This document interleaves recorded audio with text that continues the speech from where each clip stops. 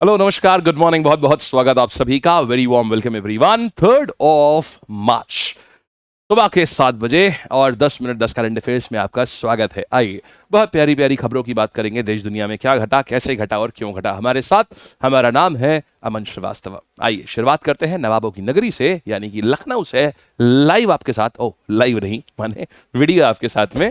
प्यारी प्यारी बातें आपके, थैंक यू सो मच। बहुत बढ़िया बढ़िया आप लोगों की बातें आई। एंड करंट अफेयर्स का टेस्ट वाले लोग आप सब लोग दिया करिए। फिर से कह रहा हूँ, करंट अफेयर्स टेस्ट कहाँ है? आप वेबसाइट या ऐप कहीं भी जाओ, वेबसाइट हमारी lab.live, उसमें देखो यहाँ पर फ्री टेस्ट एंड क्विजेज में आता है। ठीक है, ये जरूर दिया करो, हर दिन होता है ये। अब देखो, और ये हमारी ईयरली करंट अफेयर्स की किताब है।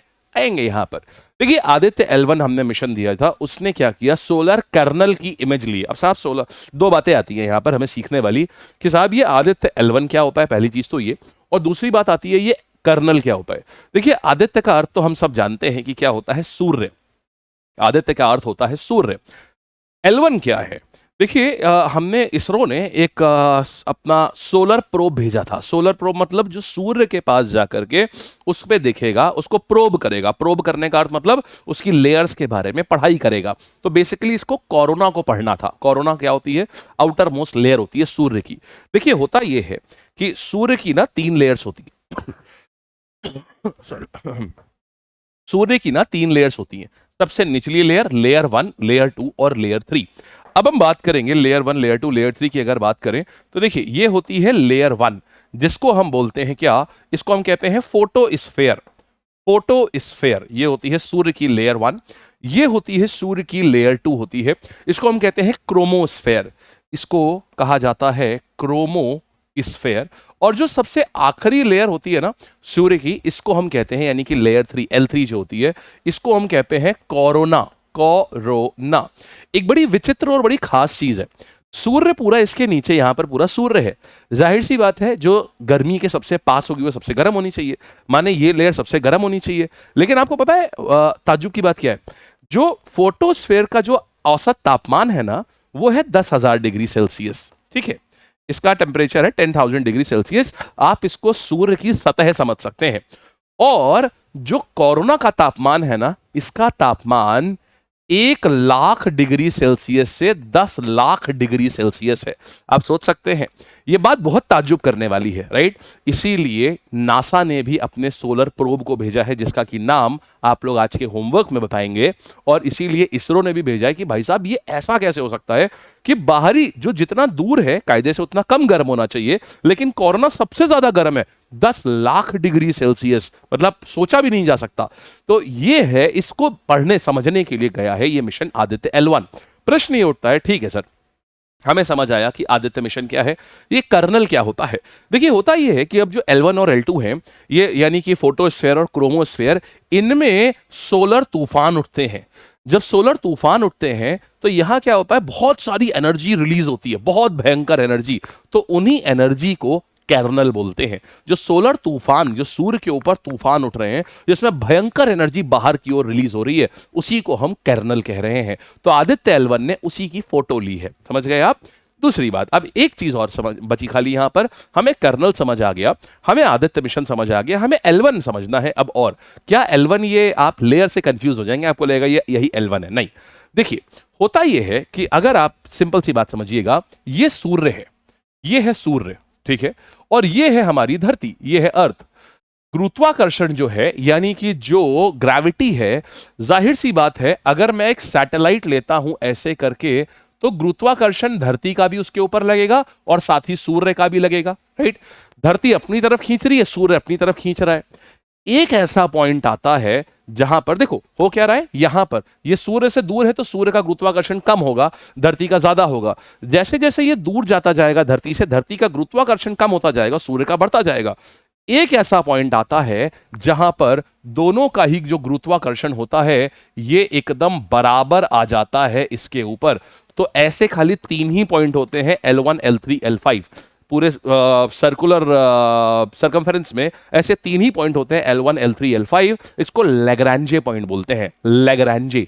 तो ये जो है हमने जो अपना आदित्य का जो हमने L1 आदित्य L1, अब आप समझे हमने जिस पॉइंट पे खड़ा किया है ना इसको, ये L1 पॉइंट है। यानी एक ऐसा पॉइंट, लैग्रांजे पॉइंट वो पॉइंट होते हैं जहां पर जो सूर्य का गुरुत्वाकर्षण है, माने जो सूर्य की ग्रेविटी है, ये बिल्कुल बराबर हो जाती है धरती की ग्रेविटी के उस पर्टिकुलर सैटेलाइट के ऊपर या सोलर प्रोब के ऊपर। तो हम उसको L1 कह रहे हैं, लैग्रांजे पॉइंट बोल रहे हैं। समझ गए? ये वो लोकेशन है।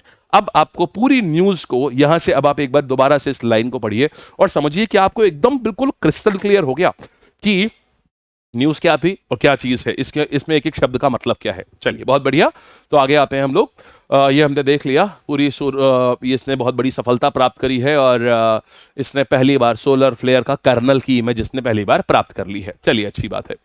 फिर बात करते हैं नेशनल वाटरवे एक्ट 2025 की। देखिए साहब, अभी हमारे जो minister of ports and shipping है, उनका नाम क्या है? श्री सर्बानंद सोनोवाल। श्री सर्बानंद सोनोवाल जी ने एक बात बोली, बोले देखिए ऐसा है, भारत में बहुत सारे पोर्ट हैं। अभी हाल ही में आपने देखा था, हमने आपको पिछले दिनों एक न्यूज पढ़ाई थी जिसमें हमने कहा था हर जगह नियम जो है वो एक जैसे करे जा रहे हैं। अब एक नई एक्ट भी पास कर दी गई है पार्लियामेंट में। इसमें क्या होगा कि अभी तक क्या होता था कि अगर आपको, जैसे मान लीजिए हमारे वहां इतनी बड़ी नदियां हैं, इतनी सारी नदियां हैं, वाटरवेज भी हैं। जैसे फॉर एग्जांपल मैं आपसे एक एग्जांपल लेता हूं, नेशनल वाटरवे 1 का NW1, ये कहां पर है? ये पड़ता है हमारे पास प्रयागराज से लेकर के हल्दिया, प्रयागराज से लेकर के हल्दिया तक की, यानी बंगाल तक की, ये आता है नेशनल वाटरवे 1। अब इस बीच में मान लीजिए ये कई राज्यों से होकर के गुजरती है गंगा। अब इस बीच में मान लीजिए किसी पर्टिकुलर राज्य में कोई सरकार है या कोई प्राइवेट कंपनी है जो अपनी बोट चलाना चाहती है, या मान लीजिए वो अपनी जेट्टी मतलब होता है कि अपना ऐसा उन्होंने स्टेशंस बना दिए कि यहां से पैसेंजर्स को चढ़ाया जाएगा, यहां पे उतारा जाएगा। तो इस काम को करने के लिए बहुत सारे कंप्लायंसेस हैं, बहुत सारे फॉर्म भरने पड़ते हैं, बहुत सारे अप्रूवल लेने पड़ते हैं। इसीलिए प्राइवेट प्लेयर इसमें हाथ भी नहीं रखते। क्यों?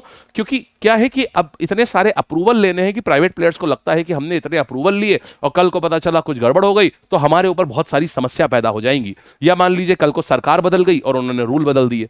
तो अभी इसीलिए काम किया गया है। अब ministry of ports and shipping ने बोला है कि देखिए साहब ऐसा है, हम पूरे नेशनल वाटरवे एक्ट लेकर के आ रहे हैं, जिसके लिए अब अगर किसी भी सरकारी या प्राइवेट किसी भी कंपनी को अपने स्टेशंस बनाने हैं, जेट्टी के स्टेशन, जेट्टी मतलब जो जेट बोट आप इस्तेमाल कर रहे हैं जहां से आप लोगों को चढ़ाएंगे और लोगों को आप उतारेंगे, इसके लिए अगर आपको ऑपरेशंस कर रहे हैं ना, तो आपको सारे जितने भी दुनिया भर का इसमें हर्डल्स थे, ब्यूरोक्रेटिक हर्डल कि फलानी जगह फाइल लगानी है, ढिमकानी जगह लगानी है, सब हटा दिया। बोला सेंट्रलाइज अप्रूवल होगा।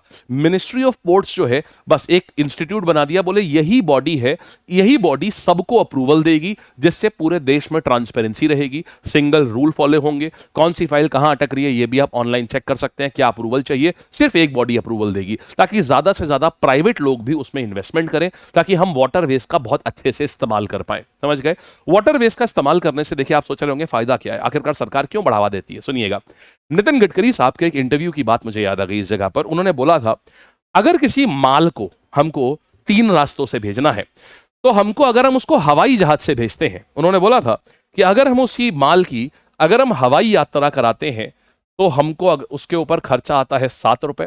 अगर हम उसी की यात्रा जो है अगर हम रोड से कराते हैं तो रोड से हमारे पास खर्चा आता है 3 रुपए, और अगर हम उसकी पानी से हम अगर उसी को भेजते हैं तो हमारे पास उसी माल का भेजने का खर्चा आता है 1 रुपए। माने कंपैरिजन है ये कि अगर आप उसी माल को हवाई जहाज से भेजोगे तो 7 रुपए खर्चा आ रहा है। ये मत सोचेगा 7 रुपए किलो या 7 रुपए वो, ये कंपैरिजन है कि हवाई जहाज से माल भेजने में 7 गुना खर्चा आता है, सड़क से भेजने में 3 से 4 गुना, 3 से 4 रुपए उन्होंने बोला था, और पानी से भेजने में 1 रुपया। माने इतना चीप होता है, प्लस एनवायरनमेंट के लिए बहुत अच्छा होता है। इसलिए हम कोशिश कर रहे हैं ज्यादा से ज्यादा माल को अगर हम पानी के थ्रू भेजने लगेंगे तो हम कॉस्ट भी बचाएंगे और साथ में हम अपने सिस्टम्स को भी इंप्रूव करेंगे। समझ आ गया? यही है नई नेशनल वाटरवे एक्ट, जिसके बारे में यहां लिखा हुआ है। इन्होंने बोला है कि आपको एक सिंगल एनओसी चाहिए होगी, नो ऑब्जेक्शन सर्टिफिकेट, किससे? Inland waterway authority of India से आपको एक सिंगल एनओसी चाहिए होगी बस। आइए, first case of bird flu in domestic cats. अब देखिए ये न्यूज में है तो आपसे ये नहीं पूछा जाएगा बताइए किस में पाया गया। सिंपल सी बात है, आपको ये न्यूज में आया तो आपको बर्ड फ्लू का वायरस पता होना चाहिए। हाल ही में न्यूज ये आई कि बर्ड फ्लू जो है वो कैट में पाया गया। आमतौर पर बर्ड फ्लू कैट्स में नहीं होता। आमतौर पर होता यह है कि ये बेसिकली बर्ड्स में होता है और चिकन में होता है। इंसानों में भी ये आता है, लेकिन कैसे आता है? अगर मान लीजिए किसी बर्ड को बर्ड फ्लू है, ये वायरस इन्फ्लुएंजा वायरस होता है, इसमें सर्दी, जुकाम, खांसी, ये सारी चीजें होती हैं। किसी मान लीजिए किसी चिड़िया को अगर बर्ड फ्लू है, फॉर एग्जाम्पल चिकन को है, और आपने उसी चिकन को खा लिया, तो वो चिकन का वायरस आपके शरीर में आ जाता है और आप भी इन्फेक्ट हो जाते हैं। आपको फीवर आएगा, थायराइड ग्लैंड बहुत स्वेल हो जाएगी, आपको टॉन्सिल होंगे, आप खांसेंगे बहुत ज़्यादा। ठीक है, तो मुझे नहीं है। तो ये सारी चीज़ें जो हैं ये होती हैं इस बर्ड फ्लू में। तो अब आपसे एग्जाम के लिए प्रश्न ये बनाया, क्योंकि इस समय बर्ड फ्लू काफ़ी पॉपुलर हो रखा है, मतलब काफ़ी न्यूज़ में आ रखा है। तो आपसे एग्जाम में प्रश्न ये बनेगा, बताइए बर्ड फ्लू वायरस का नाम क्या है? बस आपको ये देखना है। तो ये होता है H5N1। ये बर्ड फ्लू वायरस का, हम इसको इस तरीके से दर्शाते हैं, H5N1 वायरस। ठीक है, चलिए अब बात करते हैं। ये सारे खांसी, जुकाम, 100 डिग्री से ज्यादा बुखार, गले में खराश, मिचली, उल्टी, ये सारे लक्षण होते हैं। अगर आपको हो रखा है तो ये मत सोचिएगा आपको बर्ड फ्लू हो गया है। अगर सारे के सारे हैं तो बात अलग है, अन्यथा अगर नॉर्मल है तो ये चेंज ऑफ सीजन का होगा आपको भी। ठीक, ये मत सोचिएगा, डरिएगा नहीं कि अरे बर्ड फ्लू हो गया। आगे बढ़ते हैं, एक्सरसाइज डेजर्ट हंट। देखिए है क्या, हमारे वहां पर हर एक जो डिफेंस की फोर्स है, जैसे आर्मी है, मिलिट्री है, सॉरी आर्मी हो गई, इसके बाद में नेवी हो गई, एंड इसके बाद में एयरफोर्स हो गई। हर एक की अपनी खुद की एक स्पेशल फोर्सेस हैं। जैसे फॉर एग्जांपल आर्मी की स्पेशल फोर्स की बात करूं तो ये आते हैं पैरा कमांडोज, जिनको हम पैरा एसएफ के नाम से भी जानते हैं। इसी प्रकार से अगर हम एयरफोर्स के स्पेशल फोर्सेस की बात करें तो ये होते हैं गरुड़ कमांडोज। और इसी प्रकार से अगर हम बात करें नेवी की स्पेशल फोर्सेस की, तो नेवी की स्पेशल फोर्सेस होती हैं मार्कोस, यानी मरीन कमांडोज माने मार्कोस।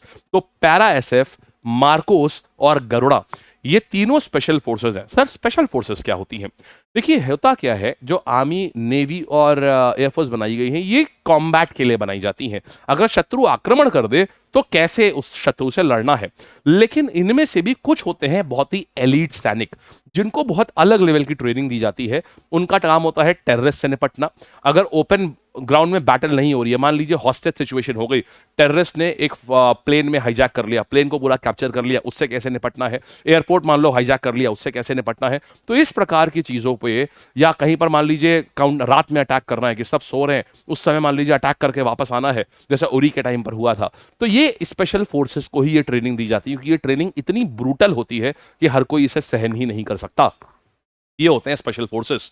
तो अब इसमें होता ही है कि इसका एग्जाम वगैरह अलग से नहीं होता, इस पे आप डेप्यूटेशन के लिए जाते हैं। आपको जब नौकरी में 2 साल तक हो जाते हैं तो उसके बाद फॉर्म निकलता है कि आप में से पूछा जाता है कि आप इसमें जाना चाहते हैं। अगर आप जाना चाहते हैं तो आप इसमें डेप्यूटेशन के लिए आपकी प्रॉपर ट्रेनिंग होगी। आप अगर ट्रेनिंग क्लियर कर लेते हैं तो फिर आप इसमें 6 महीने से लेकर 2 साल तक आप इसमें जा सकते हैं। ड्यूरेशन अलग अलग फोर्सेज में अलग अलग रहती है। अच्छा, तो अब क्या है, ये हो गए स्पेशल फोर्सेस। तो स्पेशल फोर्सेस की एक कंबाइंड ये एक डिफेंस एक्सरसाइज होती है, जिसको कि हम बोल रहे हैं एक्सरसाइज डेजर्ट हंट। समझ गए? इसमें इंडिया की सारी स्पेशल फोर्सेस होती हैं। तो ये है, कहां पर हो रही थी ये आ रही है जोधपुर में, ये हो रही थी ये। ठीक है, आगे बढ़ेंगे हम लोग। कैलाश सत्यार्थी साहब जो कि नोबेल प्राइज विनर हैं, 2014 में इनको नोबेल पीस प्राइज मिला था। इन्होंने अपनी खुद की जीवनी लिखी है, ऑटोबायोग्राफी लिखी है, जिसका कि नाम है दिया सलाई। बहुत इंपॉर्टेंट है एग्जाम के लिए, बहुत ही ज्यादा। कैलाश सत्यार्थी साहब को कब मिला था नोबेल? इनको 2014 में मिला था। मलाला यूसुफजोई जो एक पाकिस्तानी एक्टिविस्ट हैं, उनके साथ मिला था। इन्होंने बच्चों के लिए बहुत कार्य किया है कैलाश सत्यार्थी साहब। इनकी नई किताब आ गई है, इनकी खुद की ऑटोबायोग्राफी आ गई है, जिसका नाम है दिया सलाई। फिर देखेंगे वर्ल्ड वाइल्ड लाइफ डे कब होता है। देखो होता क्या है, हर साल हम लोग 3 मार्च को वर्ल्ड वाइल्ड लाइफ डे मनाते हैं। क्यों? इसी दिन क्या हुआ था, sites convention on international trade in endangered species, जो ऐसे जानवर की स्पीशीज हैं जो कि खतरे में है, जिनकी पॉपुलेशन बहुत कम हो गई है, जैसे हाथी के दांत हो गए, राइनो का ये राइनो हो गया, तो राइनो के इसके सींग के लिए काट देते हैं ना, गेंडे को मार देते हैं।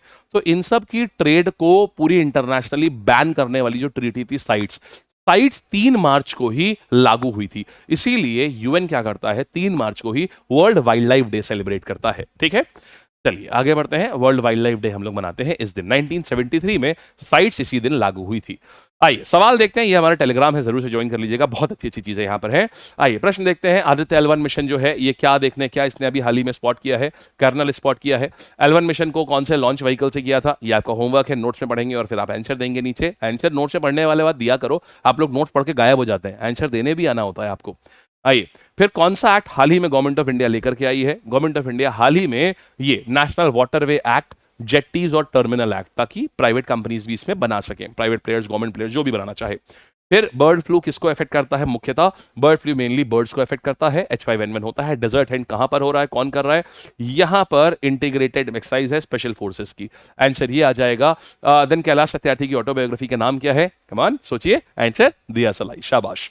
देन कैलाश सत्यार्थी साहब को नोबेल प्राइज कब मिला था? It was in the year 2014।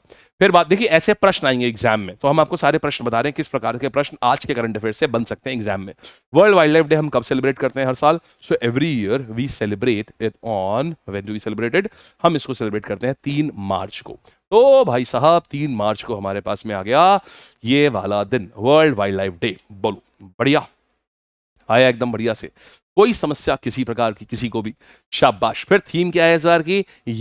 Theme क्या है इस बार की? ये आया आपके नोट्स वाली कहानी। जरूर से बताइएगा नोट्स पढ़ के कि क्या आंसर है इसका, प्लीज मेक श्योर, यही होमवर्क है, ठीक? चलिए, so thank you guys, bye करते हैं, टाटा करते हैं, और मिलेंगे हम लोग फिर से अपने अगले सेशन में। जो बच्चे भी 2024 का करंट अफेयर्स पूरा तैयार करना चाहते हैं, वो ये किताब है, इसको ऑर्डर कर सकते हैं लैब की ऐप से, और तो इसमें आपको सारे करंट अफेयर्स आपको मिल जाएंगे पूरे के पूरे 2024 के, ठीक है? चलिए बाय, टेक केयर, मिलते हैं फिर से अगले सेशन में। ऑलराइट, 10 बजे का, 10 बजे नहीं 9 बजे 9 AM पे। आज बहुत प्यारी चीज करा रहा हूँ, लाइव जुड़ना जरूर। जितने भी भारत के डैम हैं, बांध हैं, वो सारे करा दूंगा आज। आज हम आपको सारे बांध कंप्लीट करा देंगे, तो जरूर से मिलिएगा सुबह 9 बजे लाइव इसी चैनल पर, ठीक है? Thank you.